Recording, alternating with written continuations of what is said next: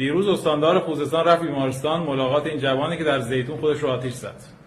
مصاحبه کردیم ما با خانواده‌اش و یه فیلم عجیب از ماجرا به دستمون رسیده که در ادامه می‌بینیم. تو این فیلم این جوانی که آتش گرفته با کپسول خاموشش کردن میاد وسط خیابون داره داد میزنه. چند لحظه بعد مادرش رو کشان میارن، مامورین شهرداری میخوان بازداشت کنن، سوار ماشین میکنن به زور و میبرنش. خواهرش اون طرفدار داره تو خیابان جیغ میزنه. این جوانی که الان آتش گرفته بعد تو بیمارستان باشه، الان بعد تو آمبولانس سوارش میکنن ببرنش، داره سعی میکنه خودش رو از دست مامور شهرداری نجات بده که بره کمک مادرش. خیلی عجیبه. حالا بماند این که ماشاءالله چقدر اختیار مامورین اجرایات شهرداری بالا رفته که میتونن خانم‌ها رو به این صورت کشان بازداشت کنن با خودشون ببرن.